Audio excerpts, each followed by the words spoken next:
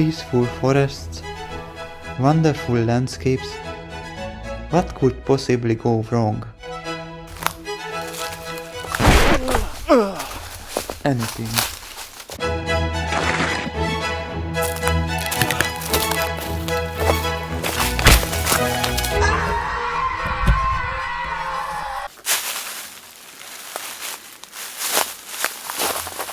Hiking emergencies. I will give you 5 tips and tricks to lower the risk, and if you are not a beginner, also stay tuned, because I will talk about another potential risk that has just happened to me recently, and you most probably never heard about it. So now let's check a quick intro and let's dive into it.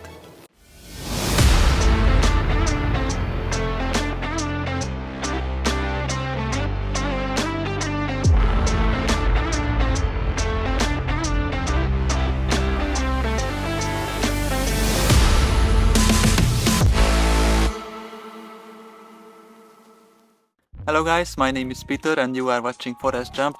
Now in the recent years, a lot of new people has joined to the outdoors community and started to like hiking. And while this is good news, there are still a lot of people who is not prepared for even the basic emergency situations. So the main purpose of this video is to change this situation without trying to sell you any overpriced garbage.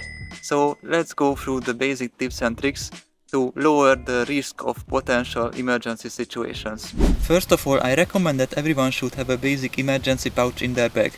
These things can be bought in any outdoor stores and they are pretty much cheap. The internals can be different, but most of them should be capable of treating smaller wounds. And what is also important, that you should add your regular medicines to it that you are normally using.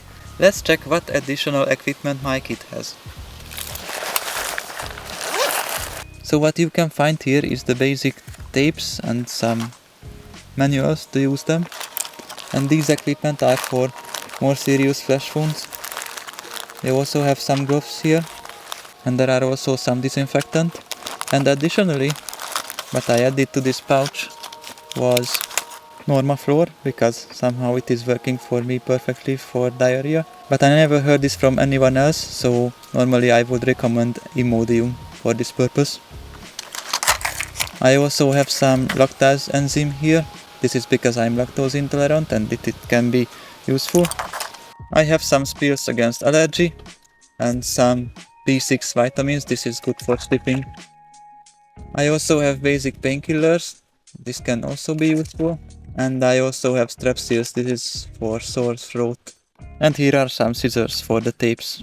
These were some very basic equipment, but until now they were enough for me in every situation. So let's get the tip number 2, where I will show you my essential basic kit that I will bring with myself to any of the hikes when I'm going.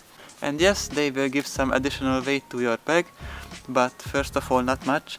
And second of all is that one of the benefits of hiking is to improve your physical condition, so basically it will help with that one. Okay, let's see what I have here. This one is a rain jacket.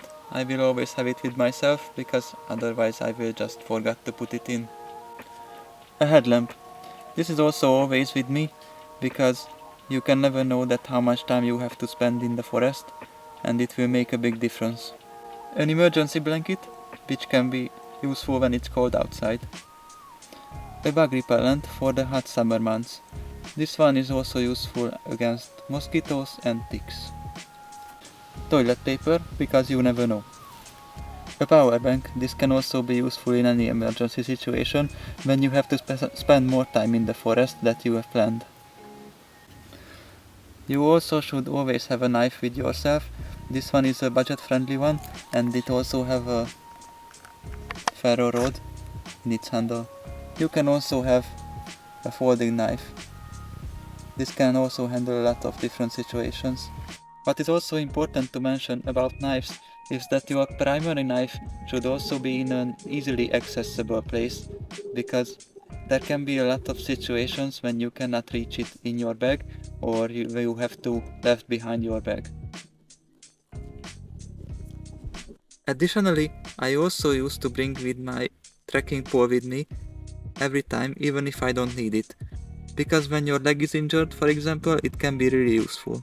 Okay, tip number 3 is to be visible or be able to be visible. I'm saying the second one because my clothes and my equipment is rather bushcraft style, which is not really famous for its visibility.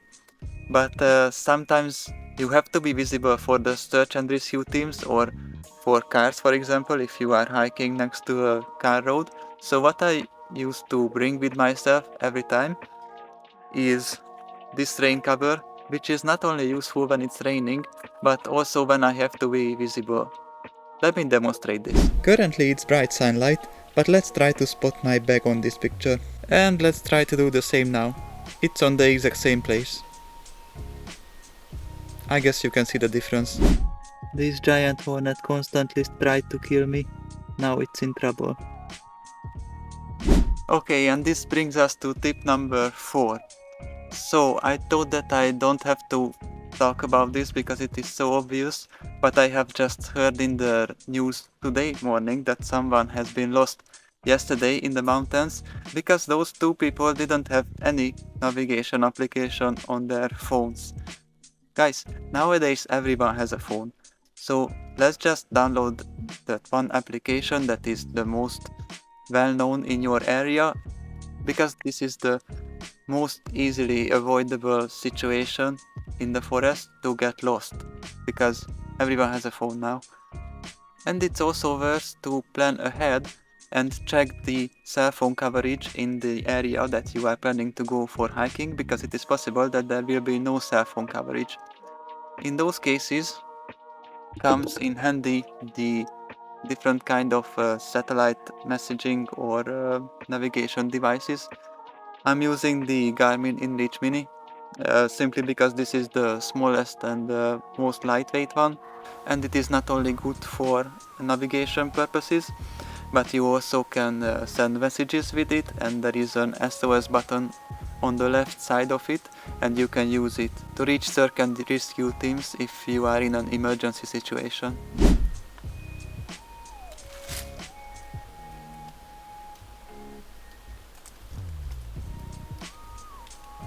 Okay, last tip, but one of the most important ones.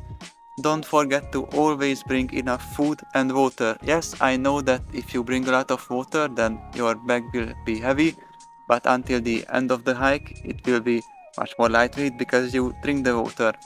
And I don't even remember how many times I have heard in the news that someone had to be rescued from the surrounding mountains because they didn't bring enough water, so they dried out. So this can be really important, especially in the hot summer months. And as a last resort, you can also bring a water purification system, because it can also help if you totally run out of water, but normally it shouldn't happen in any time.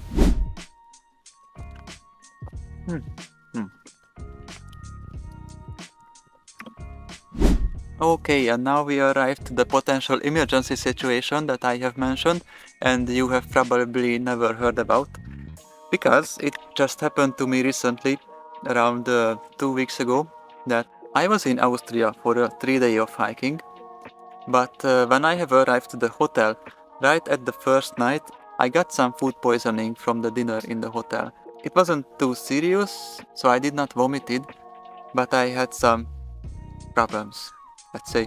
Right after that, on the first day, I didn't have too much power, because after the food poisoning I didn't have that much appetite, so I could do hiking on the whole day, but I have felt that I'm not that powerful and I don't have that much stamina that I used to have normally, but I didn't have any serious problems.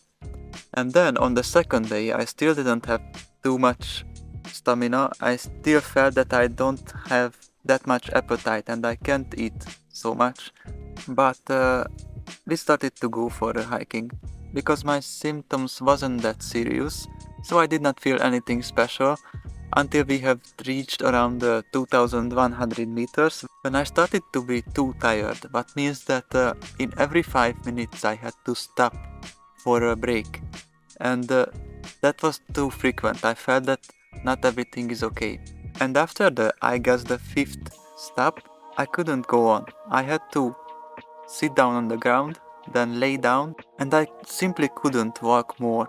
And not just I couldn't walk, I couldn't really speak because I have felt that I don't have any air left in my lung.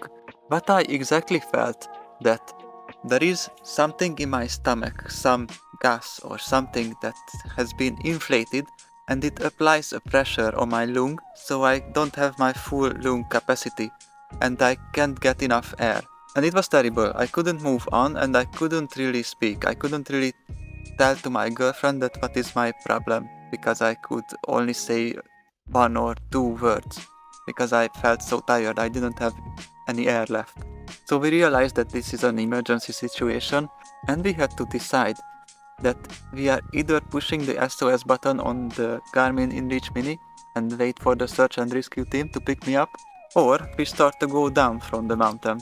And the reason why we choose not to push the SOS button and search for the rescue team is that even though I was laying on the ground and tried to rest, it didn't get any better.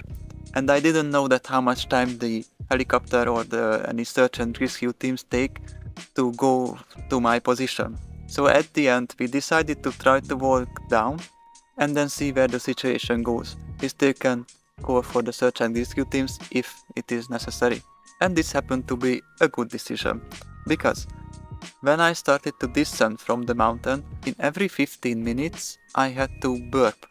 And then when I was burping, this big inflated, I don't know what was it, gases or something in my stomach started to come up and I got more and more air here in my lungs, so I could walk again normally. I had to burp several times for this to happen, but I got more and more air in my lungs and I was slowly and slowly more able to walk down the hill.